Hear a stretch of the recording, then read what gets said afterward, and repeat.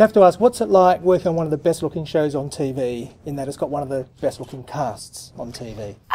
You know, it feels pretty darn good, actually. Looking at all the beautiful people on our set, and our crew is actually pretty good looking too. So, yeah, it's all but a blessing, really. Yeah, that's, but it's accidental. Let's put it that way. Yeah. What's it been like? 'Cause obviously John Barrowman's come on in season 3 as a series regular. Obviously he was on before. How's that been like for you working with him and for all you guys as well? Because his role has kind of expanded a lot and you've had a lot to work with this season with him. Working with John is probably my favorite, but it's probably the crew's least favorite because you get the least amount of work done. Yeah, it's a whirlwind having him on set. It's the best. Yeah, for me, he just changes up the energy of the air. It just becomes like we're in grade school having fun again. Yeah, totally. Yeah, he's we have a lot of fun to work with him.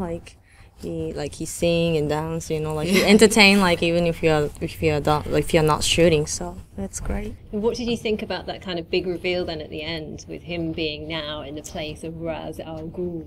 I mean, it's pretty cool getting to play his daughter, so, I mean, but yeah, it was pretty awesome, to say the least. Will that make you heir to the demon, so you could become the next Ra's al Ghul as well? I actually never even thought about that. Whoa, bomb dropped. Who knows? I mean, all I can think of right now is that Thea's just trying to figure out what's happening to her or not happening to her since she has been resurrected from the Lazarus pit. Your character's really expanded this season, and obviously you killed Sarah, Katie's character, and now that she's coming back of Legends of Tomorrow, could we see your character maybe go across to that show and see that she's alive and takes a bit of the guilt away from you? I mean, with the all the series that have come out of Arrow, from The Flash to now Legends to, I mean, there's probably going to be an infinite number of more eventually. There's all that possibility just wrapped into it. That's the reason why we've been able to do that, and it makes it so there's just so many options of what could happen along those lines. I can't say anything for sure because I honestly don't even know the true actual answer, but there's always hopes and options out there, really. How long do you think Arrow can run for? We're about to go into season 4. And do you think he'll stay for the long haul if Thea survives? I mean, I hope she survives. I think a month. Yeah, I've come back to life once already, and I think that once she got her suit, I think that might have solidified her a bit, which feels really nice. But yeah, I would happily stay a part of the show, and I think everybody would. We're all a pretty happy family. We think we luck the heck out working with each other. Arrow is a very action-driven show, so very physically demanding. How is it like to kind of cope with that, to cope with the kind of like the hardcore action stuff you guys have to get involved with? Well, we have amazing stunt doubles, incredible stunt doubles, and insurance clauses written into our contracts that make it so we can't do a huge chunk of the stuff that even some of us want to, but it's definitely a physical challenge at all times to keep up and to make it look like we can, move fluidly in between the little cuts that we do get to do, as well as looking like we are in physical enough shape to pull this stuff off. Because, if you got a flab sticking out your belly, you wouldn't think that somebody's going to punch it and it'd be rock hard. I think that the action actually, the physical stuff is the easiest part compared to the emotional stuff. Having to go there, it's like it's after doing a physical scene, I'm good. I could do that all day. But after doing one of these emotionally, psychologically meaty scenes, I'm pretty drained. Well, you've had a very emotional season. Obviously, the character lost the son and everything like that. And you two have only had one season to get us to like your characters and love the characters. Was that tough or scary, thinking you've got one season to do this? I didn't even think about that. I was just taking it episode by episode, but every single episode, you just try to give as truthful a performance as possible. And they gave us all a lot of very challenging, psychologically and mentally, emotionally challenging moments. Focusing on that element, what was it like in the final scenes with both of yourselves' characters on Nanda Parbat, when yourself has got the mask of Katana on and yourself are fighting against each other? You know, for me, when I heard the news that Masao was gonna go at the hands of Katana, I mean, I thought that was brilliant. I thought that, you know, I'm a huge Shakespeare fan, and the reason why I love this show, because it parallels the profound depth of, you know, Shakespeare, and you know, that's something that happens. You know? So yeah, for me it was pretty cool. When I heard about it, I mean, I knew it's gonna happen someday, but I had a feeling it's gonna come in. But I was really sad, and like on the set, I was a bit upset before I'm actually showing. Yeah, it was sad scene. Is there any possibility of you two appearing next season? Obviously, your character's dead, but there's always that flashback opportunity, and you're still alive, luckily, so you can go along. So, has there been any talks about next season appearing? Mark has told me don't make any plans. I'm like, oh great, I'm gonna, you know, I think it's, well, first off, when he called me to tell me about the fact that Masao was gonna die before, oops, spoiler, was gonna go before the end of the season, well, by the finale. He just seemed real nervous and apprehensive. I was talking to me, and I was like, hey man, you know, I get the sense that you're a little nervous sharing this information with me. You know, I'm just a huge fan of the story, of the show itself, and the fact that it's been going on this long, my character has gone on this long, was just a surprise. So I knew at some point this was going to happen. And I said, well, you know, like you, I could use a vacation. So this is good news for the story and my vacation. And he says, well, don't make any plans. So obviously all of you now have like immersed yourself in the world of Arrow, but were any of you kind of aware of the characters beforehand, or were you like, ever you read any comic books or stuff like that? I grew up as a bit of a DC nerd, so I really had a profound appreciation for coming onto the show, and I had heard drops of the potential of anything along the lines of Speedy Arsenal or Red Arrow being like just from the get-go. And in the pilot, it was written that he said Speedy. So it was just a huge, massive Easter egg for myself, let alone like everybody else when it came out. But, you know, 3 years was a bit of a long time waiting for it to happen.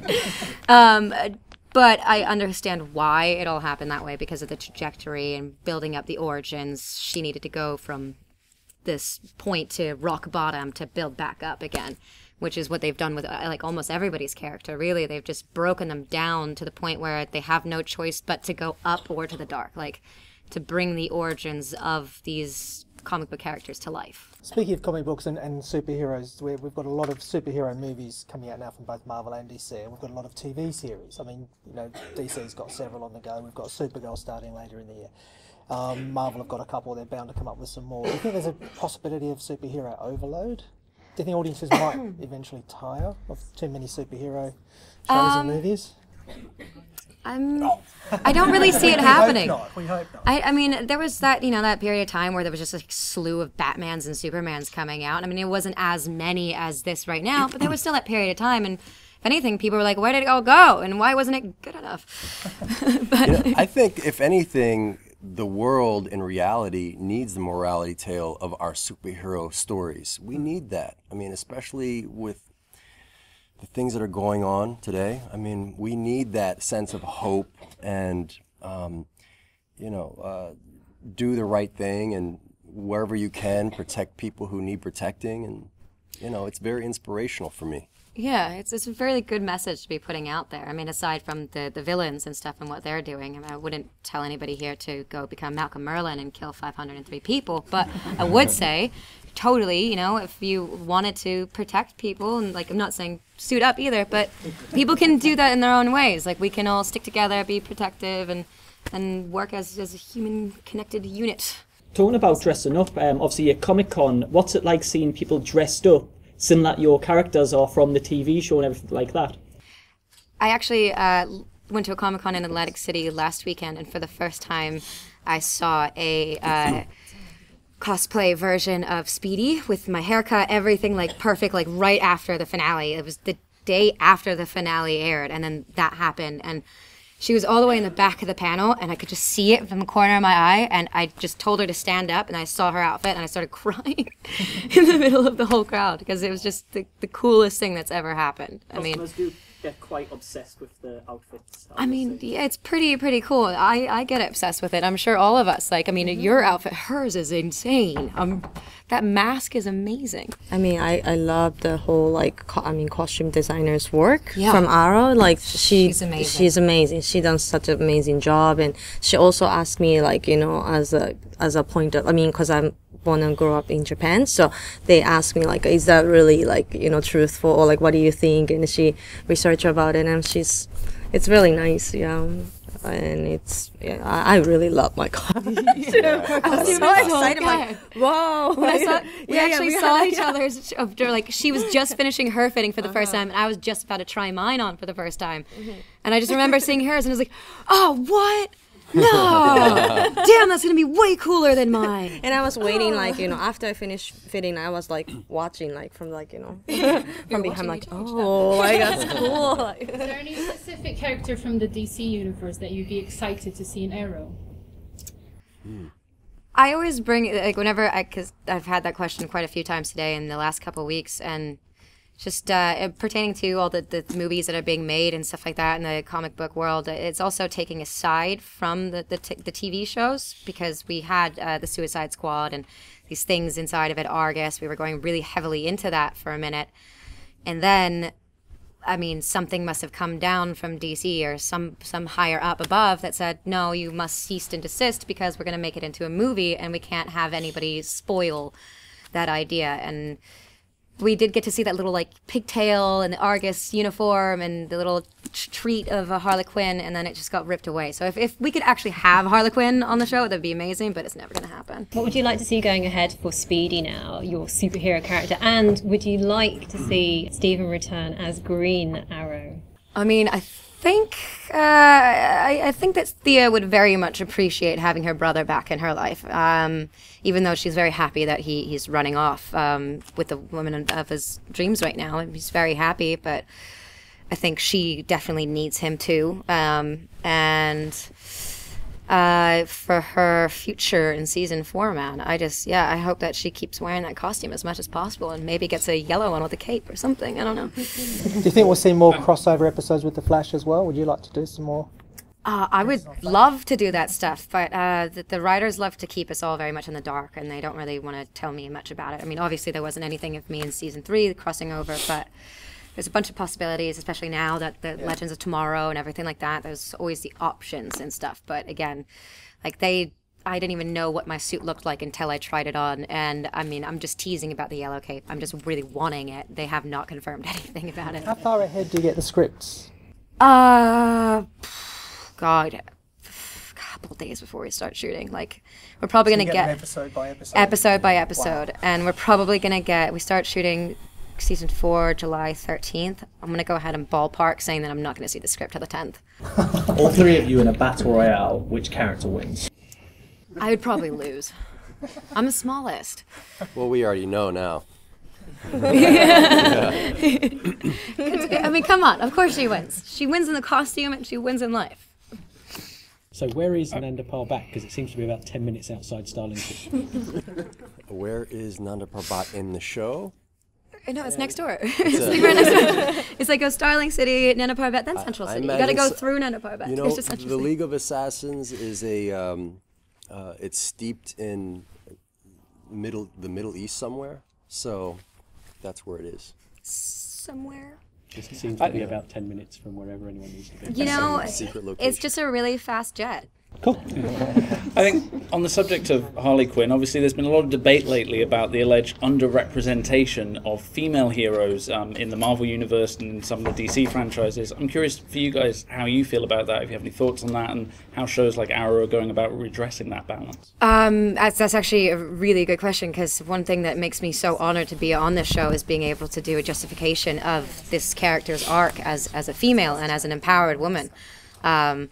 I mean, she just gets beaten down by everybody in her life, whether it be the males or the females. Just everybody in her life has just been lying to her, untrustworthy, all that. And she honed into something inside of that, like herself, and is becoming what she is becoming. And it's very, very amazing to be able to represent that. And I think a lot of the girls on our show have been pulling that stop out really hard. Like Katie Cassidy's character has gone through so much, and now has just come out the other end like a very strong woman. And I have very high hopes for the future for women being empowered in television and in movies. I think that Harley Quinn could be a great one as a like crazy, sexy supervillain, but take it away from just, you know, her being sexy and actually just being strong and powerful. I think that's usually what should be pushed out there far more than pumping up the breasts and showing her ass. Like, let's actually show her mind or what she is physically capable of.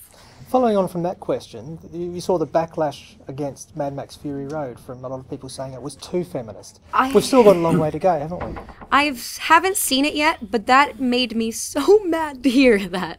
I mean, I guess I have I've never seen it. I don't have any opinion on it yet, other than the fact that what is wrong with some guys out there saying that? Like, I just don't understand how did the conversation all of a sudden just get reversed? Like, what? Now there's male activists all of a sudden? Like, okay, it's fine, it's great, congratulations. Yeah. I recently went back and rewatched the pilot episode of Arrow, and it's amazing just how far each character has come. And I know that this season there was a flashback to when Ollie was supposedly still on the islands and he came and saw you and killed your drug dealer. How was it playing a younger Thea again? Like, because I mean, you've all had such big character arcs from episode 1 till the finale. Like, it's been a huge arc, especially for Thea in season 3. But really, going back was a bit painful for me, to be honest, because I don't blame people for typecasting. I understand it. But I just felt like through a trajectory of my career, I was always typecasted as a little sister of somebody, and then also a bitch for a while, or like some type of like rich girl wearing a school uniform. I mean, that was the exact same school uniform I wore in the OC. It was really weird. I felt really awkward about it, but it's fine. So going back into that thing was just like, haven't I proven that that this is not who I am? I should not be represented as that. But it was nice to be able to show. It was an interesting contrast to see. Yeah, it was nice to be able to show the contrast between the two, and prove that, and also to show everybody the fact that I look way better with short hair than long hair. I think personally. Speaking of the OC, your former colleague Ben McKenzie, lead in Gotham. Have you watched the show? I do watch Gotham. I watch Gotham all the time. It's actually pretty crazy how many people I've worked with that are attached to Gotham, now Legends of Tomorrow and The Flash. Like, I worked with Drew Powell a bunch of times. Dominic Purcell I've worked with. Like, just kind of crazy, awesome little small world we have up here. But it's amazing. I ran into him a few weeks ago, actually, at the Upfronts. And yeah, we were just chatting about it, how crazy it is. It's just, it's awesome. Well, this is your third CW show, obviously, Gossip Girl, BOC. What is it about the network? So it's not just yourself, obviously, Katie Cassidy came from Gossip Girl, Supernatural. What is it about the network that sort of keeps hold of all you, like, young Hollywood actors? I don't know. They just like to use us, and I'm not complaining about it whatsoever. I'm very happy to be gainfully employed whenever they ask for it. I mean, this is definitely my favorite thing that they've ever asked for me to do, and I'm absolutely honored to be a part of the CW kind of niche. I mean, if I fit that mold, keep me in that mold, guys. I'll take it happily. In terms of your characters going to season 4, Thea and Katana especially, usually quite serious characters. We've been told that our season 4 is going to take on a lighter tone, much like The Flash. Can you guys fill in details on what's going to happen with the darker characters like Thea and Katana going forward? They haven't really told me much. Right. That's the thing. But they're both very talented actresses, and they'll go with that flow, I think. Well, oh, thank you. If they were to take a lighter tone, where would you like to see your character go in that direction? Personally, I mean, this is all just personal opinion because, again, I have no idea what's happening in season 4 yet. Like, literally no idea other than the fact that I'm going to be in it. That's all I know. I hope that we get to see some type of effect from the Lazarus Pit. I think that'd be really awesome. Some type of just whatever, whether it be good or bad. And I hope that, you know, people are starting, like, I think that the stories are starting to come to a really, like, cool, calming end almost, where everyone's drama is kind of being resolved. So maybe there is, like, you know, a period of time where everyone can actually just be happy for a second, and then it'll probably get ruined in a couple episodes. But you talked already about the importance for your characters to provide kind of interesting role models and stuff for people watching the show. I mean, Speedy appeared in one of, like, an iconic DC cover where he was caught doing drugs by Green Arrow and the Green Lantern. I mean, how do you work that when you're kind of working on your characters and stuff, that, like, these characters mean a lot to a lot of people and everything can... It's very interesting because a lot of the people come up to me and say that, like, you realize that Roy Harper was supposed to be Speedy. I'm like, yeah, that's in one of the comics, but there's also another one where Mia Deirdre is Speedy. So, I mean, I hate to say I have done my research, and I do know what I'm talking about when it comes to this stuff. And I get, you know, people not thinking that, but it's interesting coming from the show because our writers wrote for the comics, and they have a huge, profound love for the stories, and they don't want us to steer away from it. But it's also difficult being on television, being on a network, and trying to mix the two together. There's definitely certain things that are gonna be lost a little bit. But it's nice to be able to pull out those stops and prove the actual stories in the pudding, I guess. I think what makes a hero also very interesting is their vulnerability. That's what makes them interesting to watch, because I mean, how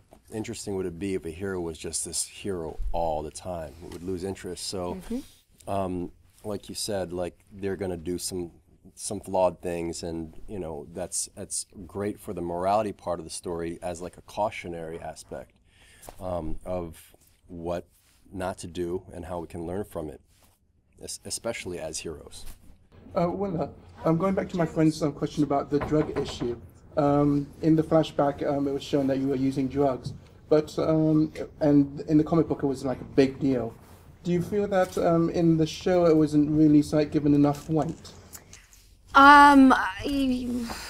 Yes and no. I think that the fact that they showed it was admirable enough. I respect it as a comic book lover. I am like, I could take that, but I can understand people not thinking that it was enough. But the reasons why is because, again, we work on the CW. We can't just be shoving needles in people's veins and stuff like that. Like, it's just not going to happen on the network. But I think that, you know, it was nice how they brought it back around this season. They just, a nice little refresher in case, you know, people forgot how silly she was back in the day. There you go. There's a reminder. Of just, like, a bit of her trajectory as that. And also, yeah, I mean, it's an interesting thing. It's hard to kind of go through it, though, you know.